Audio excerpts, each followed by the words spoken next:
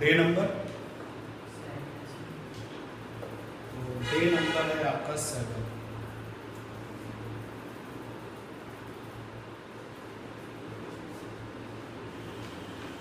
Day number है 7 और पहला क्वेश्चन है कि जो इलेक्ट्रिक फोर्स है बिटवीन द पॉइंट चार्जेस, क्या ये इनवर्स स्क्वायर लॉ को फॉलो करता है? Electric force between point charges follow inverse square law. Decide करिए। क्वेश्चन रिलेटेड कहाँ से है? 11th स्टैंडर्ड से रिलेटेड है, क्योंकि जो इनवर्स स्क्वायर लॉ को फॉलो करते हैं ना वो कंजर्वेटिव फोर्स कहलाते हैं। तो अगर आपने आंसर दिया कि फॉल्स है, 100% आपको ये पता चल गया कि जो इलेक्ट्रिक फोर्स है वो कंजर्वेटिव फोर्स नहीं है, यानी वो क्या बना, फिर नॉन कंजर्वेटिव बना। अगर आपने ट्रू इसके ऑप्शन में टिक लगाया कि ट्रू स्टेटमेंट है ये, इसका मतलब आपको दो चीज़ें पता है। एक तो ये पता चल गया कि इलेक्ट्रिक फोर्स कंजर्वेटिव फोर्स है, और दूसरा आपको ये भी पता चल गया कि एक्चुअली इनवर्स स्क्वायर लॉ होता है। बताया, क्योंकि जो इनवर्स स्क्वायर लॉ को सेटिस्फाइड करता है, these are known as conservative forces. बाकी कंजर्वेटिव फोर्सेस में बहुत कुछ अगर आप जानना चाहें तो बहुत सारी चीजें और भी हैं कि जो फोर्सेस पोजीशंस पर डिपेंड करते हैं, पाथ पर डिपेंड नहीं करते हैं, वो क्या कहलाते हैं? Conservative forces. बताएं, ये जो बोर्ड पर स्टेटमेंट है ये ट्रू है या फिर फॉल्स है? चांस ले रहे हैं तो फिर किसी पे भी टिक लगाइए, और अगर कॉन्फिडेंस से आंसर देना है तो definitely we should all know कि इनवर्स स्क्वायर लॉ होता क्या है। 11th स्टैंडर्ड में आपको बता रखा है ट्रू होगा। और बताएं सर, इनवर्स स्क्वायर लॉ होता है मतलब जब अगर अपना उसका जो रेडियस है, जब वो मतलब स्क्वायर उसका बढ़ेगा तो उसकी वो मतलब जैसे आर स्क्वायर वो बढ़ेगा तो उसकी वजह से 2r स्क्वायर यानी 4 टाइम्स उसकी मतलब फोर्स। नहीं, टू द पॉइंट बताओ what is inverse square law. जैसे ये ट्रू बता रहे हैं और आपने भी ट्रू बताया है, बाकी लोग भी बताएं। इनवर्स स्क्वायर लॉ का मतलब क्या है? कई बार आपको बताया, ध्यान देना, इस रिजल्ट पे गौर करें। फिजिक्स में कोई भी फिजिकल क्वांटिटी, जरूरी नहीं है कि वो हमेशा फोर्स हो, कोई भी फिजिकल क्वांटिटी अगर ये वाला रिलेशन फॉलो करती है, प्रोपोर्शनल टू 1/डिस्टेंस का स्क्वायर, तो हम कहते हैं कि वहां पर इनवर्स स्क्वायर लॉ है। एग्जाम्पल के लिए, जैसे आपने 11th स्टैंडर्ड में आपने एक फिजिकल क्वांटिटी पढ़ी थी इंटेंसिटी, तो जो अगर आप इंटेंसिटी जानते हैं तो ठीक है, नहीं तो अभी जस्ट फॉर द एग्जाम्पल में सपोज कर लीजिए कि नहीं आपको पता नहीं, तो कॉपी ओपन करेंगे तो पता चल जाएगा इंटेंसिटी फिजिकल क्वांटिटी क्या होती है।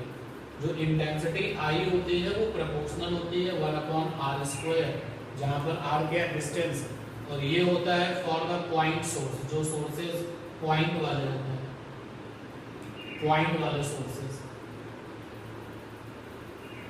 अभी अगर हम देखें तो electric force between the point charges का फार्मूला होता है 1/4πε0 q1 q2/r²। अगर both the point charges are immerse into the medium, अगर दोनों पॉइंट चार्जेस मीडियम में इमर्ज हैं तो फार्मूला ये हो जाता है q1 q2/r², जहां पर r पॉइंट चार्जेस के बीच का डिस्टेंस है। और इसलिए आप देख सकते हो कि फोर्स और r में रिलेशन जो है वैसा ही है जैसा कि हमको नीड है। तो डेफिनेटली हम इस स्टेटमेंट पे किस पे टिक लगाएंगे? ट्रू पे टिक लगाएंगे। प्लस एक एक्स्ट्रा बेनिफिट ये हो गया कि जो इनवर्स स्क्वायर लॉ को फॉलो करते हैं वो क्या होते हैं? Conservative force. तो यहाँ से एक चीज और हमें मिल गई कि जो इलेक्ट्रिक फोर्स है वो कंजर्वेटिव फोर्स की फैमिली का मेंबर है। Conservative force. इलेक्ट्रिक फोर्सेस है कंजर्वेटिव फोर्स। जो कंजर्वेटिव फोर्स है वो इनवर्स स्क्वायर लॉ को फॉलो करेगा। यहां पर मैंने लिखा कंजर्वेटिव फोर्स, कंजर्वेटिव फोर्स, और यहां लिखा इनवर्स स्क्वायर लॉ। ये रिलेशन होता है। जो कंजर्वेटिव फोर्स है वो इनवर्स स्क्वायर लॉ को फॉलो करेगा, और जो फोर्स इनवर्स स्क्वायर लॉ को फॉलो करेगा वो कंजर्वेटिव फोर्स है। जैसे ग्रेविटेशनल फोर्स की अगर आप बात करें तो वो भी कंजर्वेटिव है, वो भी इनवर्स स्क्वायर लॉ को फॉलो करता है। फार्मूला ये होता है G m1 m2 by r square. यहाँ पर m1 m2 जो है पॉइंट मासेस है r डिस्टेंस पर। ये ग्रेविटेशनल फोर्स भी कैसा फोर्स है? Conservative force. ठीक है ना। तो आज की क्लास में सबसे पहला काम हमने ये सीख लिया कि जो इलेक्ट्रिक फोर्स हैं वो इनवर्स स्क्वायर लॉ को फॉलो करते हैं, और जो इनवर्स स्क्वायर लॉ को फॉलो करते हैं फोर्सेस वो क्या होते हैं? Conservative forces. ठीक है, go for this.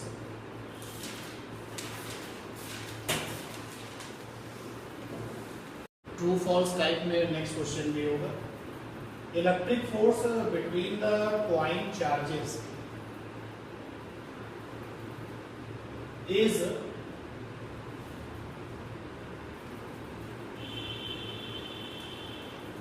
Mutual interaction. तो डिसाइड करना है कि ये ट्रू है या फॉल्स है। डिसाइड आप तब करेंगे ना जब आपको म्यूचुअल इंटरेक्शन का मतलब पता होगा। क्या electric force between the point charges mutual interaction होता है? म्यूचुअल इंटरेक्शन का मतलब इसने उस पर फोर्स लगाया और उसने भी दूसरे वाले पर फोर्स लगाया। जैसे ग्रेविटेशन में अगर हम बात करें, ये जो फोर्स है m1 ने m2 पर लगाया है, तो m2 ने भी तो m1 पर फोर्स लगाया। अगर ऐसा होता तो कॉल्ड म्यूचुअल इंटरेक्शन। तो क्या इलेक्ट्रिक फोर्स एक म्यूचुअल इंटरेक्शन फोर्स है? ट्रू है ना। हमने देखा था कि दोनों के बीच में जो फोर्स लगता है वो एक दूसरे पर लगता है। इलेक्ट्रिक फोर्स आपका म्यूचुअल इंटरेक्शन फोर्स है, और ये हो गया ट्रू। ठीक। अच्छा, जो म्यूचुअल इंटरेक्शन होते हैं उनकी डायरेक्शन कैसी होती है? शायद मैंने बताया नहीं। अगर बताया है तो एक बार फिर से, नहीं बताया है तो आप देखेंगे। जो भी म्यूचुअल इंटरेक्शन होगी, जो भी म्यूचुअल, ये RW है यहाँ रफ, जो म्यूचुअल इंटरेक्शन वाले फोर्सेस होते हैं, म्यूचुअल इंटरेक्शन वाले फोर्सेस की जो डायरेक्शन होती है, फोर्सेस की डायरेक्शन हमेशा इधर से उधर और उधर से इधर होती है। इधर से उधर और उधर से इधर।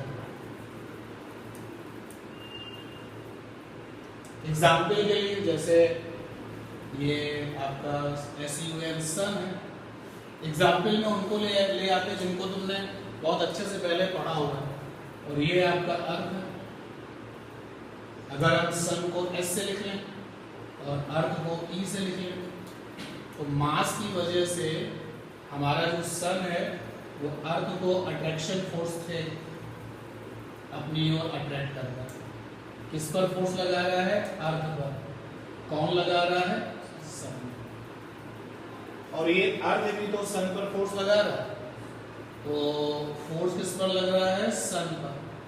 कौन लगा रहा है? ये NCERT भी जो है जबरदस्त रिप्रेजेंटेशन है फोर्स में। NCERT कहता है कि जब भी आप फोर्स को लिखें, F सिंबल हो जाएगा, पहले उसका नाम लिखें जिस पर फोर्स लगा, जिस पर फोर्स लगा, फिर डैश लगा दें या ऑब्लिक लगा दें, और फिर उसका नाम लिखें जिसने फोर्स लगाया, जिसने फोर्स लगाया। बहुत इंपॉर्टेंट रोल प्ले करेगा ये सिंबल। जैसे कहीं पर ये लिखा हो FFAB, उसको कैसे पढ़ोगे? फोर्स किस पर लग रहा है? फोर्स लग रहा है A पर, और कौन लगा रहा है? Due to B। और अगर ऐसे लिखा गया BA, तो ये आप पढ़ोगे फोर्स लग रहा है B पर, और लगाने वाला कौन है? A। ऐसे लिखा जाए F12, यहां पर आप डैश लगा सकते हैं या आप नहीं लगा सकते हैं? F12 को कैसे पढ़ेंगे? फोर्स लग रहा है 1 पर, और लगाने वाला कौन है? 2। और ऐसे लिखा जाए F21, तो फोर्स लग रहा है किस पर? 2 पर, और लगाने वाला कौन है? 1। अब आप देखो ना, यहाँ पर जो डायरेक्शन ऑफ फोर्स है वो इधर भी है और उधर भी। तो जो म्यूचुअल फोर्सेस होते हैं उनकी जो डायरेक्शन होती है वो इधर से उधर और उधर से इधर होती है। तो electric force between the point charges mutual forces, ये आपका जो है बिल्कुल ट्रू स्टेटमेंट है। और जो डायरेक्शन होती है, direction of electric force is along the straight line joining both charges, joining both charges। अब एग्जाम में तो आप लिखोगे नहीं इधर से उधर, उधर से इधर, तो फिर आप अपनी बात को बताओगे कैसे? तो आप लिखोगे direction of mutual electric force, ऐसे लिख सकते हो। डायरेक्शन ऑफ म्यूचुअल, म्यूचुअल में इधर और उधर वाली बात आ चुकी है। तो म्यूचुअल इलेक्ट्रिक फोर्स की जो डायरेक्शंस होती है वो म्यूचुअल का मतलब हो गया इधर से उधर होती है, उधर से इधर होती है। और कैसी होती है? Along the straight line joining the both charges. जैसे आप देखिएगा, अब यहाँ पर मैं चार्जेस को ले आता हूँ। एक चार्ज है हमारा, that is M, Q1 value है। R डिस्टेंस पर एक दूसरा चार्ज है M, इसकी वैल्यू Q2 है। एंड इंफॉर्मेशन गिवन कि आपका जो Q1 है वो प्लस है और जो Q2 है वो कैसा है? माइनस है। डायरेक्शन ऑफ फोर्स दिखानी है, तो दोनों के बीच में कौन सा फोर्स होगा? अट्रैक्शन वाला होगा। Q1 हमारे Q2 के साथ अट्रैक्शन फोर्स लगा रहा होगा। किस पर फोर्स लग रहा है? 2 पर। लगाने वाला कौन है? 1। और ये Q2 वाला भी Q1 को क्या कर रहा होगा? अट्रैक्शन फोर्स दे रहा होगा। किस पर फोर्स लग रहा है? 1 पर। लगाने वाला कौन है? 2। किसी बुक में इसको ऐसे भी लिख दिया गया है F12, डैश हटा दिया तो वो जानता है कि आप मतलब समझते हो, या F21। तो आप देख सकते हो कि इलेक्ट्रिक फोर्स की जो डायरेक्शन है वो दोनों पॉइंट चार्जेस को मिलाने वाली लाइन के अलोंग है या नहीं है। और म्यूचुअल का मतलब होता है इधर से उधर और उधर से इधर। और एक डायग्राम देखिए, ये है हमारे पास में charge A and this one is a charge B। A वाला भी प्लस है और B वाला भी प्लस है। तो लाइक चार्जेस में क्या होगा? रिपल्सन होगा। तो एक बार फिर से देखो, A वाले चार्ज ने B वाले को रिपल किया हुआ है। फोर्स किस पर लगा है? B पर। किसने लगाया है? A ने। और B वाला चार्ज भी A पर A को क्या करेगा? रिपल करेगा। फोर्स किस पर लगा है? A पर। लगाने वाला कौन? B। तो एक बार फिर से सिचुएशन क्लियर है। दोनों चार्जेस को मिलाने वाली लाइन के अलोंग है डायरेक्शन ऑफ फोर्स, और कैसे ये म्यूचुअल की स्पेलिंग सही करना। अगर आपसे ये क्वेश्चन पूछा जा रहा है कि इलेक्ट्रिक फोर्स की डायरेक्शन क्या होती है, और अगर ये ऑब्जेक्टिव क्वेश्चन है तो टिक द ऑप्शंस, बट अगर ये राइटिंग में खुद को लिखना है तो फिर आप बताओगे कि जो डायरेक्शंस ऑफ इलेक्ट्रिक फोर्स है, direction of electric force mutual है और along the straight line joining both the charges. ठीक है, ये बात क्लियर है? इसमें कोई दिक्कत तो नहीं? अच्छा, जब हमारे पास में इस तरीके की कोई बाउंडेशन नहीं है कि फोर्स किस पर लग रहा है और कौन लगा रहा है, तो फिर हम दोनों का ही म्यूचुअल यानी काउंट करेंगे। हम इसका भी फोर्स काउंट करेंगे, हम उसका भी फोर्स काउंट करेंगे। कभी कभी जो है क्वेश्चन देने वाला आपके ऊपर बाउंडेशन लगा देता है, जैसे ध्यान दें, गौर करना जरा, जो बात हमें आपको बतानी है, इस स्टेटमेंट को देखो। उसने कहा find the electric force on J due to K. जरा इस स्टेटमेंट को देखो, ये स्टेटमेंट वन साइडेड है।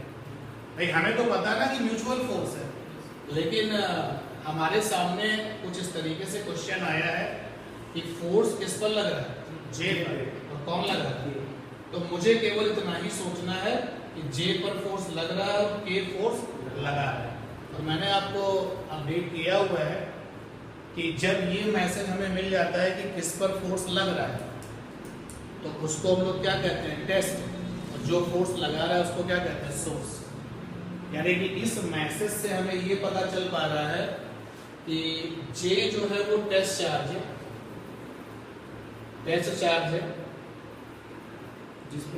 जिस पर फोर्स लग रहा है, और के आपका क्या है, सोर्स चार्ज। अब अगर हम ये वाला कॉन्सेप्ट यहाँ अप्लाई करें इस जगह पर, तो देखिए विजन बदल दीजिए। पहले इसकी बात करते हैं, F21, 2 वाला हमारा टेस्ट है और 1 वाला क्या है, सोर्स। उसके बाद जब इसकी बात करोगे तो 1 वाला क्या है, टेस्ट, और 2 वाला क्या है, सोर्स। सिमिलरली यहाँ पर B वाला टेस्ट, A वाला सोर्स, और यहाँ पर A वाला टेस्ट और B वाला source. When the foundations are not given, तब तो हमें म्यूचुअल की बात करनी है, एक बार इसको एक बार उसको। But in the problem if question is given कि टेस्ट ये है, सोर्स ये है, तो फिर जिसको उसने टेस्ट बना दिया हमें उसको टेस्ट लेना है, जिसको उसने सोर्स बना दिया उसको हमें क्या लेना, सोर्स। और इस कंडीशन पर कि सोर्स और टेस्ट का फैसला हो जाने के बाद जो डायरेक्शन ऑफ फोर्स होगा वो कैसा होगा, स्पेसिफिक होगा। जैसे सपोज कर लो इस वाले स्टेटमेंट में जे ये है और ये प्लस है और के ये है और ये भी प्लस है, कुछ भी हो सकता था। तो अब हमें पता है कि के वाला सोर्स है और जे वाला क्या है, टेस्ट है। तो फोर्स किस पर लगेगा, जे पर। लगाएगा कौन, के। जरा के से पूछो, के से जब पूछोगे कि जे पर फोर्स कैसा लगा होगा, तो के वाला चार्ज जे वाले को रिपल करेगा। बोलो भाई, तो क्या डायरेक्शन ऑफ फोर्स ये हो जाएगा, डायरेक्शन ऑफ फोर्स हो जाएगा के से जे। रिपल्सिव तो है लेकिन डायरेक्शन ऑफ फोर्स क्या, के से जे। अब हमें जे से के नहीं सोचना है, क्योंकि क्वेश्चन ने हमें केवल इतना ही करने के लिए कहा कि जो जे पर फोर्स लग रहा है और जो के फोर्स लगा रहा है, मुझे उसके बारे में बात करो। अब जरा देखो कि डायरेक्शन ऑफ फोर्स कैसा हो गया, स्पेसिफिक हो गया। यहाँ मैंने लिखा हुआ है direction of mutual electric force is along the straight line joining the both charges. तो इसका मतलब है कि जो फोर्स होगा उसकी डायरेक्शन इधर से उधर, उधर से इधर, दो डायरेक्शन होगी। लेकिन अगर हम अपने आप को स्पेसिफाई कर रहे हैं कि मुझे इसको सोर्स लेना है और उसको टेस्ट लेना है, तो फिर डायरेक्शन ऑफ फोर्स कैसा हो जाएगा, स्पेसिफिक हो जाएगा। तेरा ध्यान देना भाई, समझना बात को समझना, क्योंकि बहुत इंपॉर्टेंट रोल प्ले करने वाला है रिजल्ट अभी। हमारे पास में एक स्क्वायर है, यहां पर चार्ज Q1 है, इस कॉर्नर पर Q2 है, इस कॉर्नर पर Q3 है, इस कॉर्नर पर Q4 है और यहां सेंटर पर है Q5। क्वेश्चन में हमसे कहा है कि find electric force on Q5। चलो मैं साइन भी दे देता हूं, Q1 वाला प्लस है, Q2 वाला भी प्लस है, Q4 वाला प्लस है, Q3 वाला माइनस है और Q5 वाला माइनस है। ठीक है, तो find the electric force on the Q5। तो क्वेश्चन की इस लाइन से तुम्हें मैसेज मिल गया फोर्स किस पर लग रहा है, Q5। लगाने वाले कौन है, बाकी के बचे हुए। फोर्स किस पर लग रहा है, Q5। तो लगाने वाले कौन है, बाकी के बचे हुए।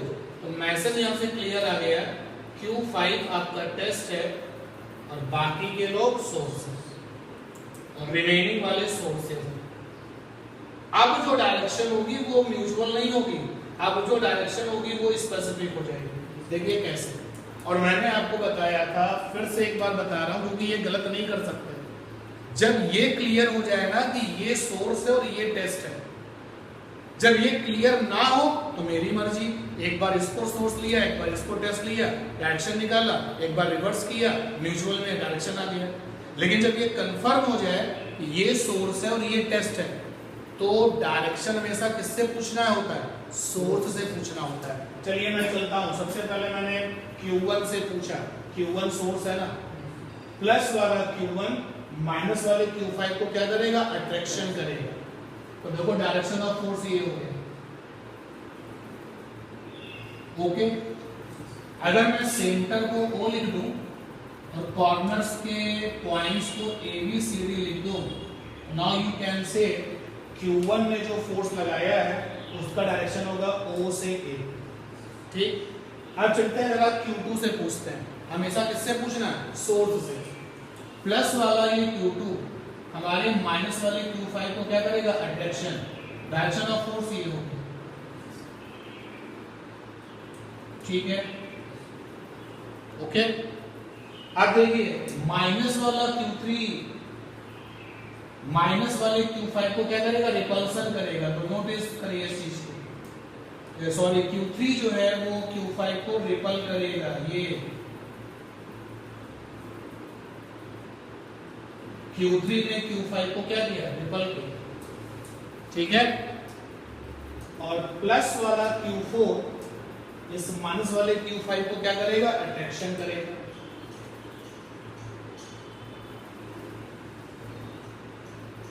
देखो सभी डायरेक्शन ऑफ फोर्सेस को हमने दिखा दिया है। क्या ये डायरेक्शन ऑफ फोर्स अब म्यूचुअल है? नहीं, अब ये कैसे है? स्पेसिफिक है। जब डायरेक्शन ऑफ फोर्स स्पेसिफिक है तो डायरेक्शन किससे पूछना? सोर्स से। किससे पूछना? सोर्स से। क्योंकि तुम्हें जो न्यूमेरिकल मिलेंगे वो ऐसे ही मिलेंगे, म्यूचुअल पे तुम्हें न्यूमेरिकल नहीं मिलेंगे। तुम्हें आपको जो है क्या होगा कि चार्जेस दिए जाएंगे और किसी एक चार्ज पर फोर्स निकालना होगा। जिस पर फोर्स निकालना होगा वो क्या बनेगा? टेस्ट, और बाकी के जो बचे हुए वो क्या बन जाएंगे? सोर्स। क्लियर है मेरी बात?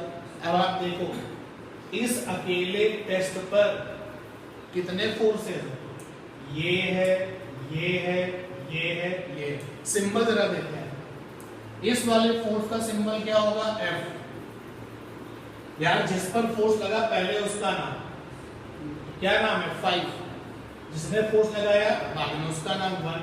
आप चाहो तो 5 1 लिख सकते हो, आप चाहो तो OA लिख सकते हो, ये आपकी मर्जी है। तो फोर्स लगा है 5 पर, लगाया किसने? 1। जो सिंबल में O और A लेना चाहेगा तो फोर्स लगा है O पर, लगाया किसने? A। और जरा देखते हैं इस वाले फोर्स का सिंबल क्या होगा? F। बोलो, ये फोर्स किस पर लगा है? 5 पर। कौन लगा रहा है? 2। तो क्या हो जाएगा? 5 2। यार यही टेस्ट है ना। और देखो यहाँ एनसीईआरटी का सिंबल जो है वो क्या कहता है, बहुत इंपॉर्टेंट बात है। These are the basics. ये अगर आपका गलत होता है तो फिर आप स्ट्रगल करते हो पूरे चैप्टर में। जिस पर फोर्स लगा पहले उसका नाम है, जिसने फोर्स लगाया बाद में उसका नाम है। चलिए इस एरो को देखते हैं। ये वाला फोर्स किस पर लगा है? 5 पर। लगाया किसने? 3 ने। इस वाले फोर्स का सिंबल हो जाएगा 5 3। और ये वाला फोर्स किस पर लगा है? 5 पर। लगाया किसने? 4 ने। तो एक और फोर्स आ गया 5 4। ठीक है, तो हमारे इस टेस्ट पर एक फोर्स है या एक से ज्यादा? एक से ज्यादा फोर्स है। और जब एक से ज्यादा वेक्टर कहीं पर होते हैं तो उनका रिजल्टेंट किससे निकलता है? वेक्टर समेशन मेथड से निकलता है। तो मैं इन सारे फोर्सेस का जब टोटल निकालूंगा तो मैं किस कॉन्सेप्ट की हेल्प लूंगा?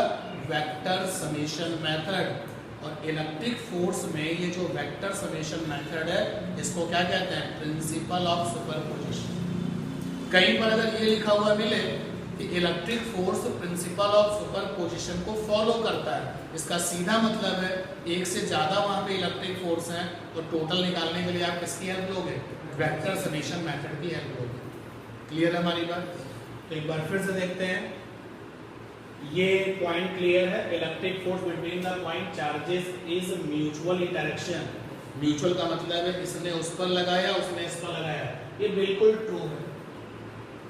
और direction of mutual electric force, अगर इलेक्ट्रिक फोर्स म्यूचुअल है तो उसकी जो डायरेक्शन होगी वो इधर से उधर, उधर से इधर होगी और अलोंग द स्ट्रेट लाइन होगी दोनों चार्जेस को मिलाने वाली। लेकिन अगर हमसे ये बताया जाए कि भाई ये टेस्ट है और ये सोर्स है, हमसे ये कहा जाए उल्टा मत सोचना। जैसे कि अभी आपने देखा कि उस वाले केस में टेस्ट एक था और बाकी सब क्या बन गया था? सोर्स। जब हमसे ये डिसाइड कर दिया जाए हमारे लिए कि भाई ये टेस्ट है और ये सोर्स है, तब जो डायरेक्शन ऑफ इलेक्ट्रिक फोर्स होगी वो कैसे हो जाएगी? म्यूचुअल की जगह पे कैसे हो जाएगी? स्पेसिफिक हो जाएगी। ठीक है ना? ओके। जैसे अगर मेरे हाथ में ये मार्कर है और ये डस्टर है, सपोज करो ये पॉइंट चार्जेस है एनी, लेकिन मान लो मैंने कहा force on duster due to marker.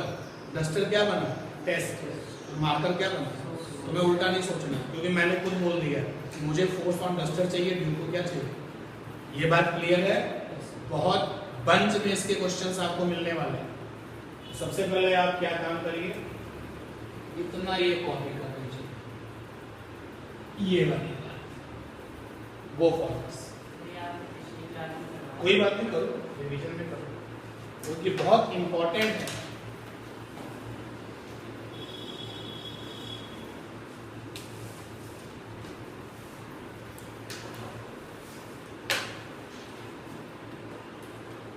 जहाँ जब ये आपका इनक्लोज पार्ट कॉपी हो जाए, ये RW रफ ऐसे लिखा हो AB तो कैसे पढ़ेंगे, BA लिखा हो तो कैसे पढ़ेंगे, 1-2 लिखा हो तो कैसे पढ़ेंगे, 2-1 लिखा हो तो कैसे पढ़ेंगे।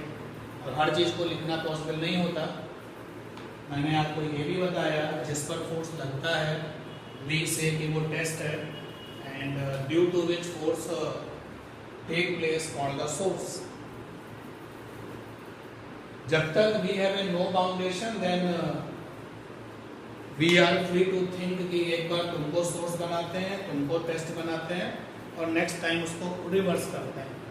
But if in the problem it is clear कि सोर्स कौन है, टेस्ट कौन है, तो फिर आप रिवर्स थिंकिंग में नहीं रहेंगे। और जब फिक्स सिचुएशन आ जाती है कि इसको सोर्स मानना है और उसको टेस्ट मानना है, direction of force become specific. अगर सोर्स और टेस्ट चार्ज स्पेसिफाई कर दिया जाए, हमें बता दिया जाए कि हमें केवल इसी को टेस्ट लेना है और केवल इस दूसरे वाले को सोर्स लेना है, तो फिर डायरेक्शन ऑफ इलेक्ट्रिक फोर्स कैसे हो जाएगी? स्पेसिफिक हो जाएगी। चलिए जरा सा इतना जो काम किया है, मुझे अब आंसर चाहिए। क्वेश्चन एक साथ लिख सकते हैं, क्वेश्चन कॉपी करिए। ये हमारे लिए डायग्राम है, ये चार्ज है प्लस, नाम इसका है जेड, और ये चार्ज है माइनस, नाम इसका है टी। डायरेक्शन ऑफ फोर्स चाहिए, कॉपी करिए क्वेश्चन। मैं ऑप्शन नहीं दे रहा हूँ, आंसर आपको लिखना है, बाद में मैं चेक करूंगा, मुझे आंसर बताना नहीं। I hope you all know कि ऐसे अगर लिखा जाए, देखो भाई स्टॉप राइटिंग, वेक्टर में अगर ऐसे लिखा जाए ए बी, ऊपर वेक्टर लगा दो, तो क्या पढ़ते हैं? ए से बी। डायरेक्शन का मतलब क्या हो गया? ए से बी। वेक्टर में अगर ऐसे लिखा जाए जे के, ऊपर वेक्टर लगा दो, तो क्या पढ़ेंगे? जे से के। तो आप अपना आंसर लिखिएगा, मुझे भी मत बताइएगा। अगला क्वेश्चन, ये चार्ज है और ये माइनस है, इसका नाम है 4 नंबर। इस चार्ज को मैंने 4 नंबर से लिखा है, और कुछ डिस्टेंस पर एक और चार्ज है दैट इज माइनस, और इसका नाम है 6 नंबर। और मुझे डायरेक्शन ऑफ फोर्स चाहिए। आंसर का वेट करूंगा, आप अपना आंसर लिखिए। अब नंबर में है तो देखो ऐसे अगर लिखोगे तो 4 6 ऊपर ऐसे एरो लगा दोगे, मैं समझूंगा कि डायरेक्शन कैसी है 4 से 6। या तुमने ऐसे लिखा 6 4, मैं समझूंगा 6 से 4। तो ये दूसरा क्वेश्चन है, कॉपी दिस। और आंसर लिखना अभी डिस्क्लोज नहीं करना है। ये हमारे पास में चार्ज है और इसका नाम है ए। उस डिस्टेंस पर एक और चार्ज है बी। ये चार्ज प्लस है और ये माइनस है। ध्यान देना, अब मैंने आपसे पूछा है direction of force on A due to B. Copy this, waiting for the answer. Next question पर आ गए। ये चार्ज है प्लस, नाम है इसका एस, कुछ और नाम नहीं है, इसका नाम है यू। उस डिस्टेंस पर एक चार्ज और है, ये भी प्लस है, इसका नाम है वी। और मेरा क्वेश्चन है direction of force on V due to you.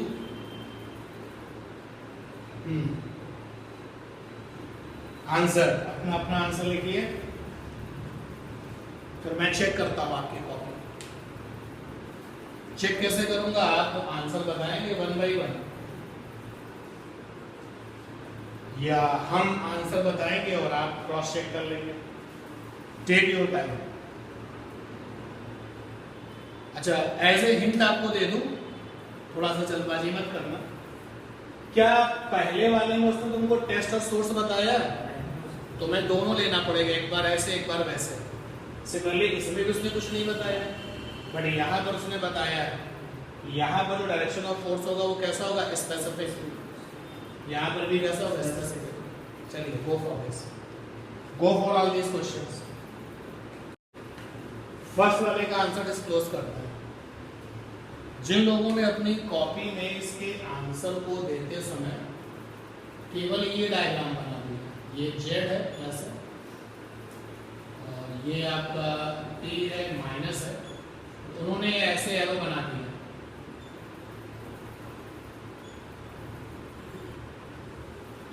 Definitely आपने बिल्कुल सही किया।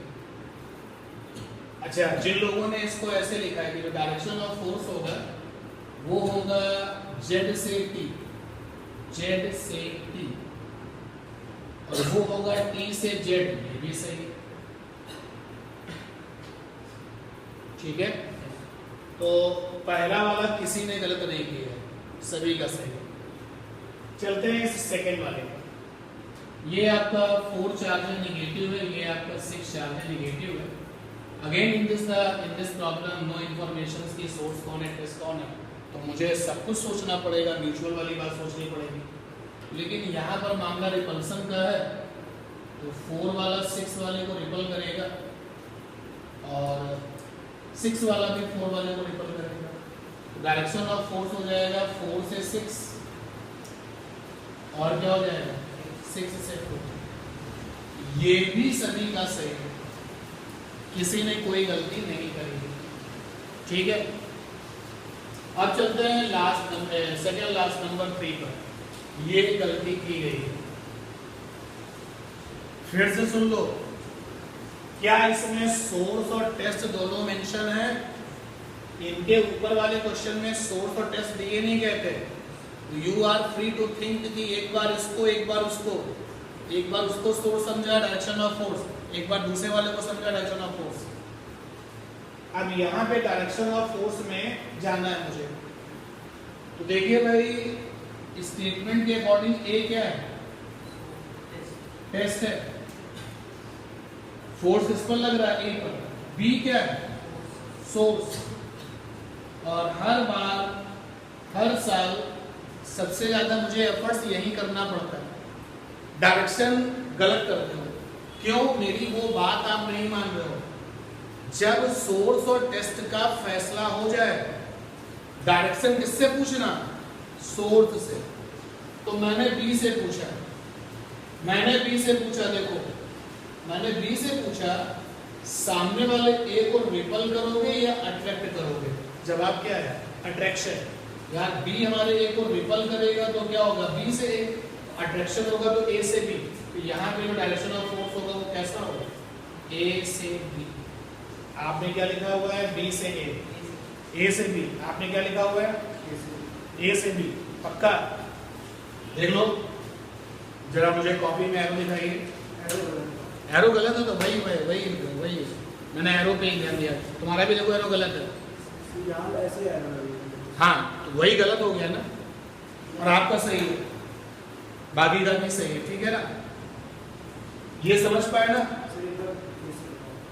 सोर्स से पूछो, बन जाओ सोर्स, माइनस के सोर्स हो, सामने वाला ए प्लस में टेस्ट है।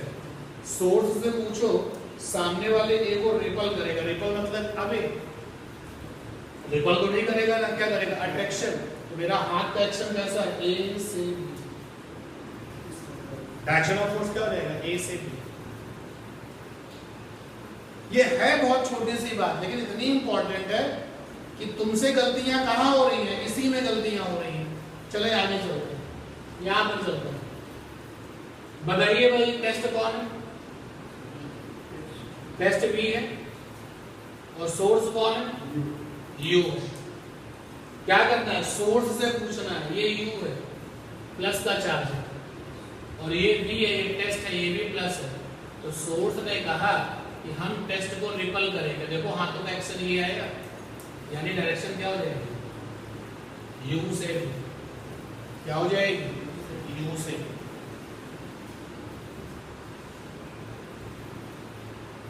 समझ पाए? तो मुझे लगता है कि अभी कुछ क्वेश्चंस की और नीड है। ये सही था आपका, ये भी सही था, और ये सही सबका होता है, क्योंकि यहाँ पर you all are free to consider, एक बार ऐसा एक बार वैसा, म्यूचुअल है ही। अट्रैक्शंस के एरो ये बनेंगे और रिपल्सन के एरो ये बनेंगे। भाई यहाँ पर अट्रैक्शंस था तो वो एरो ये बना दिए हमने, रिपल्सन का एरो ये बन जाता है। आसानी से आपको पता चल जाता है। लेकिन आपको तो क्वेश्चन इस पे करने हैं ना, आपको तो क्वेश्चन इस पर दिए जाने हैं। हो गया पक्का? चलते हैं अगले क्वेश्चन पर, सोच समझ के। जब ये पता चल जाए कि ये सोर्स और ये टेस्ट है, तो हमेशा किससे पूछना? सोर्स से पूछना। ठीक है, चलिए तो मैं अगले क्वेश्चन की तैयारी करता हूँ। डायरेक्शन केवल बतानी है फिर आपको। सबसे पहले इस प्रॉब्लम को खत्म करना है, डायरेक्शंस की प्रॉब्लम। देखिए ये हमारे पास में एक ट्रायंगल है,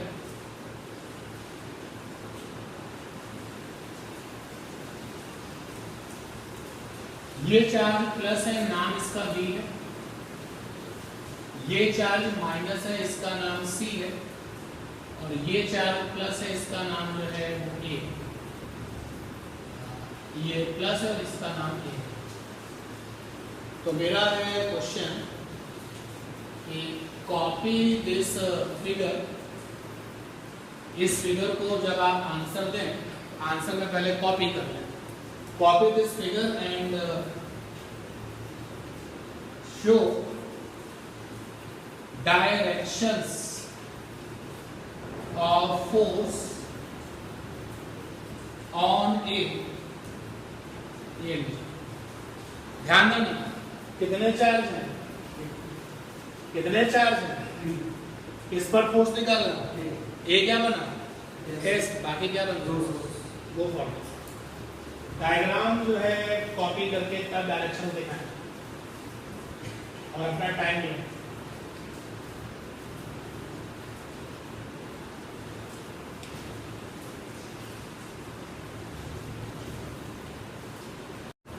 I will go for answer this question. ये मेरे पास में डायग्राम कॉपी हो गया। लीजिए, क्वेश्चन की लैंग्वेज से पता चल गया जो ये ए है वो टेस्ट है। ए हमारा टेस्ट है, बी हमारा सोर्स है, और सी भी हमारा सोर्स है। चलिए पहले मैं बी और ए की बात कर लेता हूँ। तो ये सोर्स है, मैंने बी से पूछा, मैं यहाँ लिख देता हूँ ये टेस्ट है। अच्छा, एक गुड न्यूज़ आपको दे दूँ कि आपके सिलेबस में जो क्वेश्चंस होंगे ना, जब 2 से ज़्यादा चार्जेस होंगे, इवन जब 2 चार्जेस होंगे तो टेस्ट हमेशा इकलौता होगा, सोर्स ज़्यादा होंगे, ठीक है ना। ध्यान देना, सुनो बात को कि मैं किस तरीके से एक्शन लेता हूँ। ये सोर्स है, मैंने इससे पूछा, सोर्स से सामने वाले टेस्ट को रिपल करोगे या अट्रैक्शन करोगे। डी ने कहा हमको धक्का देंगे, डी ने कहा कि हम ए को धक्का देंगे। धक्के की जो डायरेक्शन है वो कैसी होगी, बी से ए। एक्सेप्टेड, बोलो भाई। तो डायरेक्शन ऑफ फोर्स में एक तो आ गया बी से ए। अब मैंने सी से पूछा, सोर्स से पूछा करो। सी ने कहा मैं माइनस में हूं और ये टेस्ट वाला प्लस में है, मैं तो क्या करूंगा, अट्रैक्शन करूंगा। या सी वाला ए को रिपल करेगा या अट्रैक्शन करेगा, अट्रैक्ट करेगा। डायरेक्शन अब हो जाएंगी ए से सी, ए से सी। डायरेक्शन है बी से ए और ए से सी, बी से ए और ए से सी। देखो किसी का सही है क्या, ए से सी गड़बड़ हो गया तुम्हारा, देखो चेक करो, चेक करो। नहीं, जो मैं एरो पे ही मेन ध्यान दूंगा ना, notation is not important here. समझ पा रहे हैं अगर गलती है तो क्यों गलती हो रही है, और आप जब अपना एनालिसिस करोगे तो फिर वहीं पर चीज आकर के रुक जाएगी। जब डायरेक्शंस की बात आती है तो खुद इन्वॉल्व हो जाते हो, तो तुम किसको इन्वॉल्व किया करो, सोर्स। सोर्स वर्सेस टेस्ट की बात किया करो। दो ही तरीके हैं यहाँ, या तो सोर्स बोलेगा कि हम उसको रिपल करेंगे, धक्का, या फिर क्या करेंगे, अट्रैक्शन। वही चीज है ना। रेडी फॉर द नेक्स्ट, ठीक है, पक्का। तो इसमें जो है एक्टिविटी टाइप क्वेश्चन कर देते हैं, यानी कि क्वेश्चन भी है और आंसर भी है। ये हमारे पास में एक रेक्टेंगल है,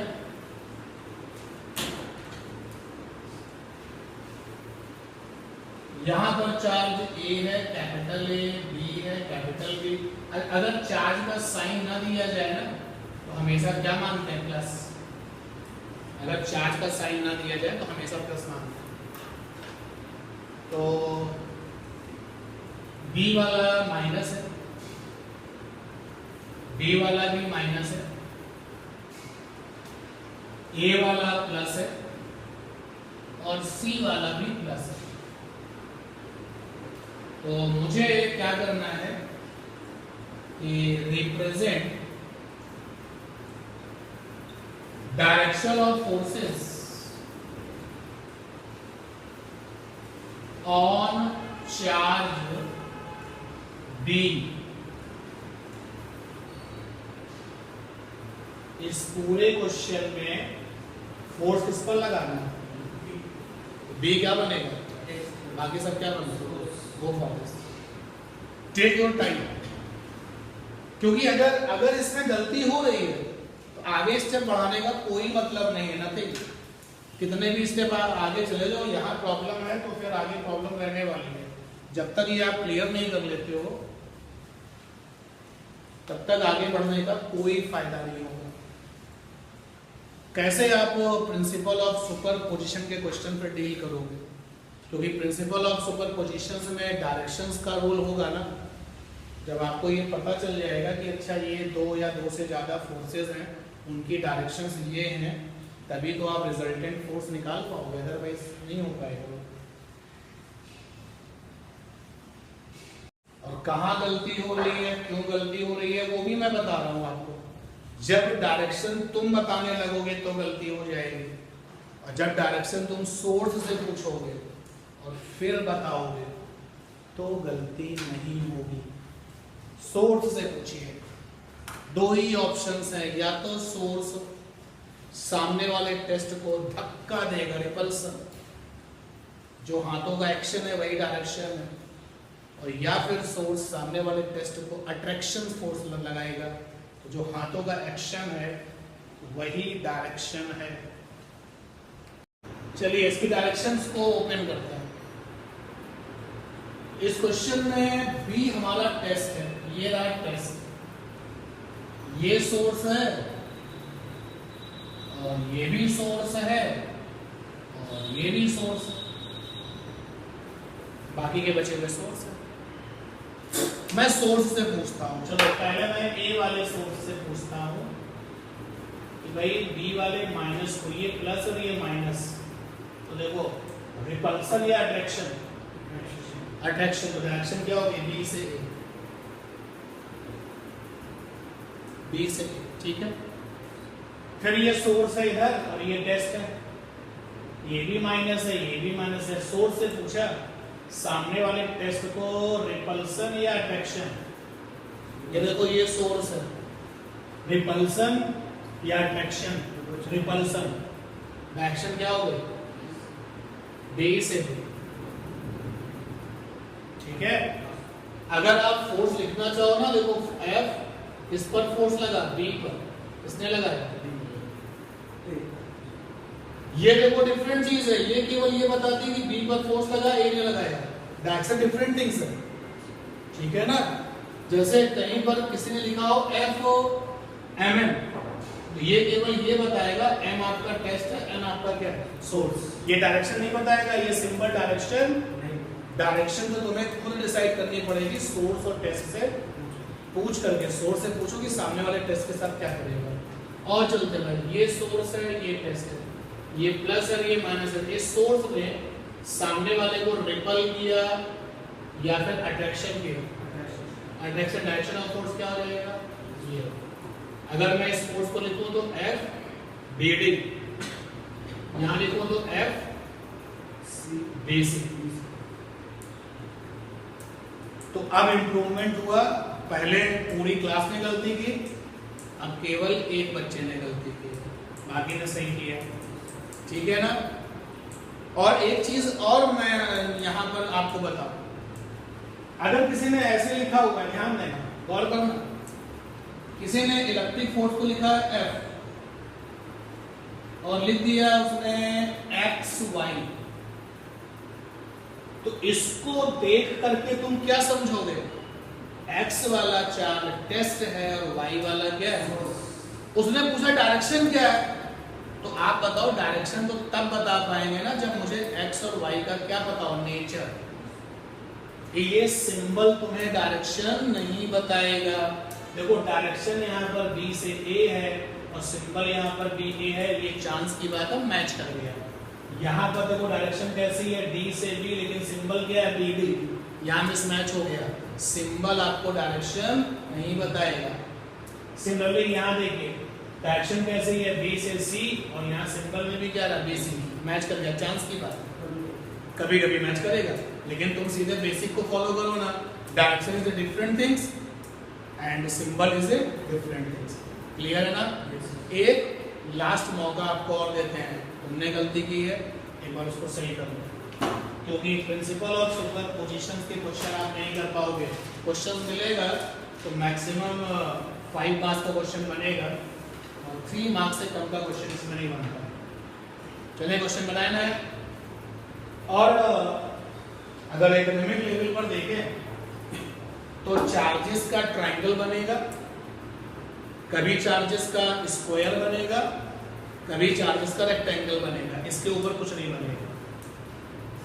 और आपको जो है रिजल्टेंट फोर्स चाहिए होगा, क्योंकि जब 2 से ज्यादा वेक्टर होंगे, 2 या 2 से ज्यादा, तो फिर वेक्टर समेशन की हेल्प होगी। देखिए भाई नेक्स्ट क्वेश्चन क्या है। अब इस क्वेश्चन को करने के लिए डायरेक्शन सही होनी चाहिए, तब आगे आप कर पाओगे। ध्यान देना, ये मैंने एक ट्रायंगल बनाया है, ये चार्ज है 4 कूलम, नेचर में कैसा है प्लस, ये चार्ज है माइनस का, नेचर में है 10 coulomb,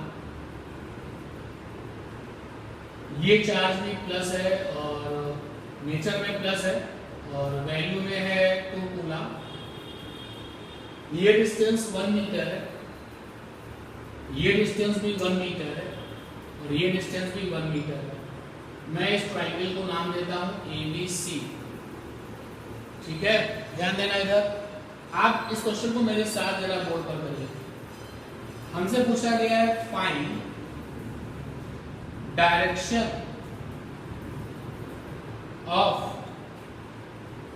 electric forces on charge B, also find NET net यानी resultant electric force on B। तो पहले आप लोग जरा रफली डायरेक्शन में काम कर रहे हैं। जिसने गलती की हुई है वो बिल्कुल अलर्ट मोड में आ जाए। वो गलती कर रहा है, क्यों कर रहा है? दो चीजें हो सकती हैं, या तो वो सोर्स से पूछ नहीं रहा है, या उसको जो सिंबल फोर्स का दिखता है लगता है वो डायरेक्शन वहीं से डिसाइड कर रहा है। फोर्स का सिंबल डिफरेंट थिंग्स है, डायरेक्शन डिफरेंट थिंग्स है। फोर्स का सिंबल तुम्हें केवल ये बताता है कि सोर्स कौन है, टेस्ट कौन है, जबकि डायरेक्शन तो सोर्स से पूछ के लिखी जाती है। सोर्स से पूछो कि सामने वाले टेस्ट को धक्का देगा, रिपल्सन या फिर अट्रैक्शन, अपनी तरफ उसको फोर्स की डायरेक्शन होगी या उससे दूर जाएगी। दो ही बातें हैं, या तो डायरेक्शन सोर्स से दूर जा रही होगी या सोर्स के पास आ रही होगी, टुवर्ड द सोर्स चार्ज। दूर जा रही है तो एरो सोर्स से दूर वाला लगाइए रिपल्सन के केस में, और अगर टुवर्ड से अट्रैक्शन में तो उस तरफ लगा दीजिए।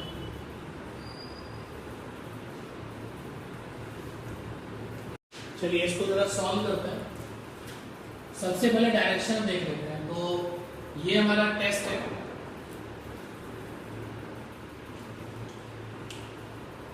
और ये सोर्स है, और ये भी सोर्स है। ठीक है, तो सोर्स से पूछो सामने वाले टेस्ट को। सोर्स आपका प्लस है और सामने वाला क्या, माइनस। तो सोर्स सामने वाले को रिपल करेगा या फिर अट्रैक्ट करेगा? अट्रैक्शन का तो एरो इधर जाएगा, तुम्हारा वाला एरो किधर जा रहा है? गलत हो रहा है ना। तो अभी भी वही गलती हो रही है कि तुम सोर्स से नहीं पूछ रहे हो।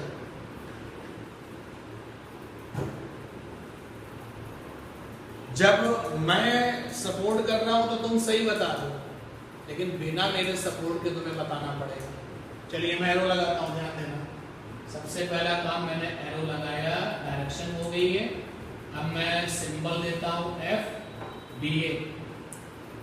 अच्छा, अगर मुझसे कहे कि FBA की वैल्यू कैसे निकलेगी, तो मुझे पता है FBA हो जाएगा 1/4 pi epsilon not Q1 Q2 by R²। तो FBA की वैल्यू हो जाएगी 9 × 10 की पावर 9, और B और A के चार्जेस क्या हैं, 4 और 10। तो ये हो गया 4 × 10, और R की वैल्यू है 1। तो लीजिए FBA की वैल्यू आ गई 40 यानी 360, 10 की पावर 9 आगे न्यूटन। सर हाँ सर, ये जो वेक्टोरियल सम होता है तो सर हम लोग वेक्टर करके नहीं निकालेंगे, अभी हम उस पर आते हैं, वेक्टर समेशन पे आते हैं।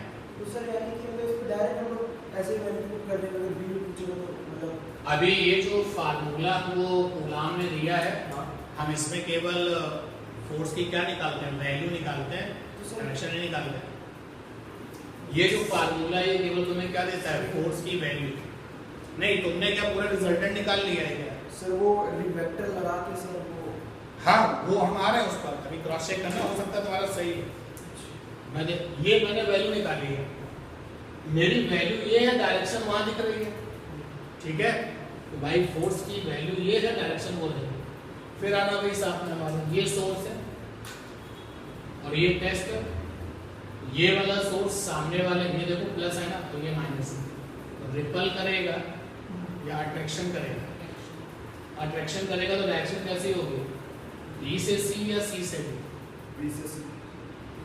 आप बताओ, सोर्स ये है, सामने आपका माइनस है तो सोर्स सामने वाले को अट्रैक्शन कर रहा है ना, अट्रैक्शन कैसे हो जाएगी?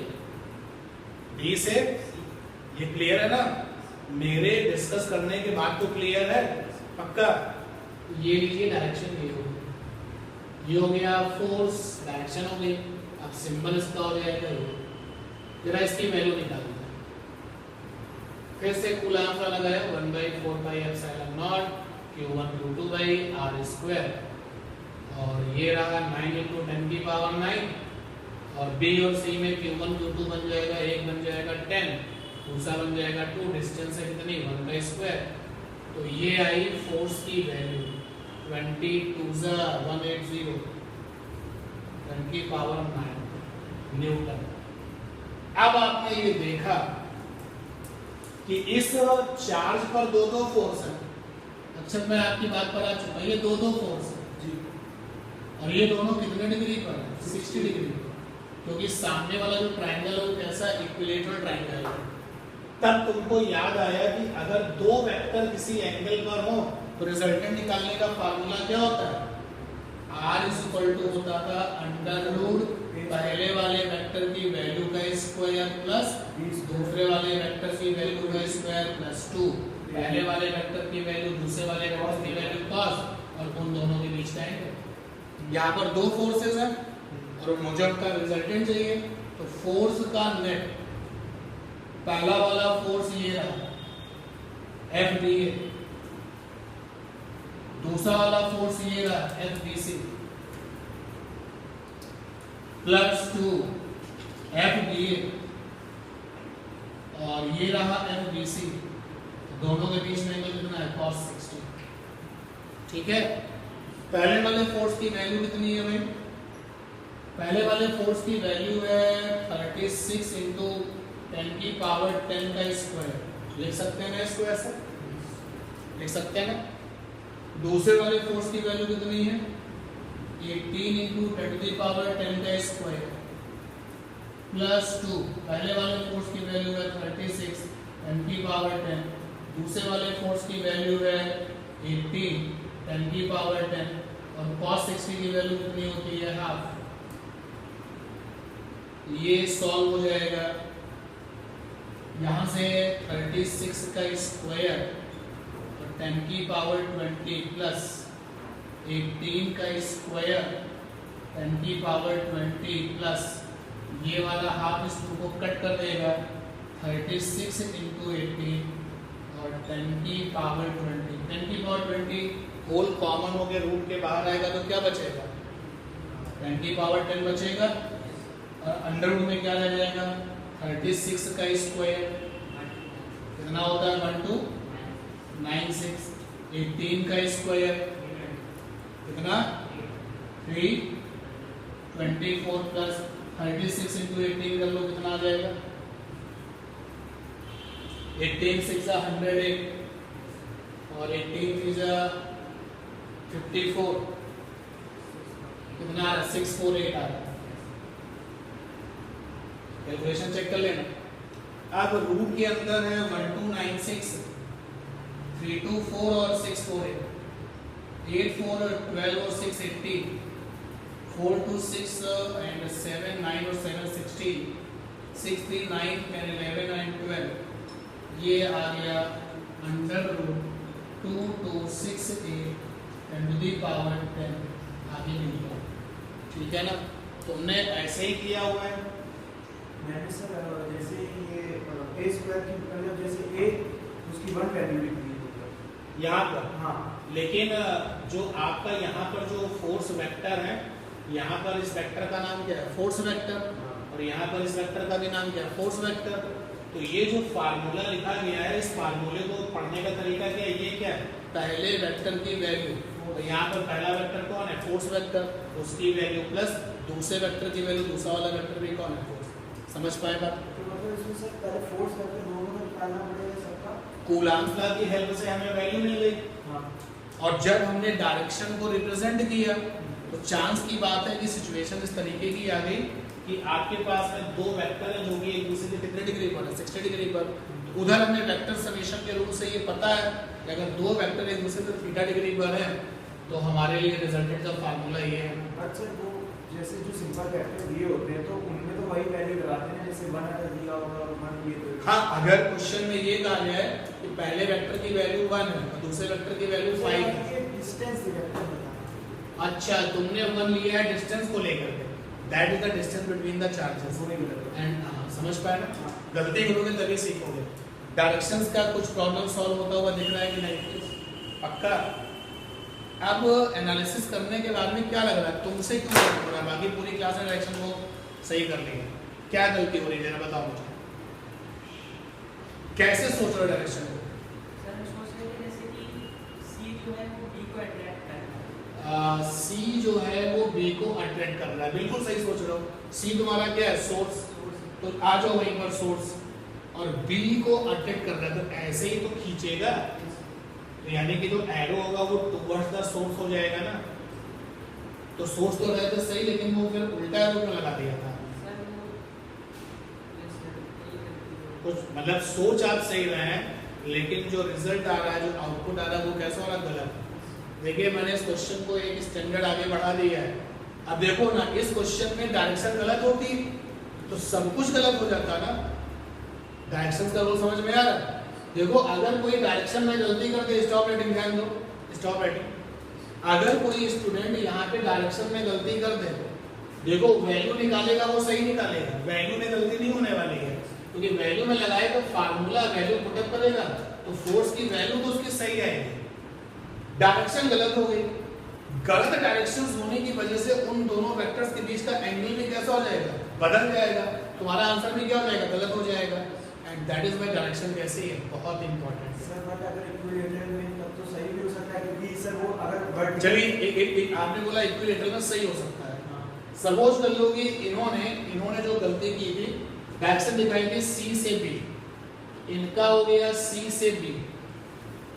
एक डायरेक्शन मान लो किसी बच्चे ने ये दिखा दिया, नहीं सर दोनों की बात कर रहे थे, दोनों में। तो मतलब दोनों ही गलत हुए हाँ। तो चांस की बात है। लेकिन अगर मान लो ऐसा, अब इनके हिसाब से दोनों वेक्टर्स के बीच में एंगल क्या बनेगा? ऑब्ट्यूज। तो बन क्या रहा है? एक्यूट। डायरेक्शंस की इंपॉर्टेंस समझ में आ रही है ना?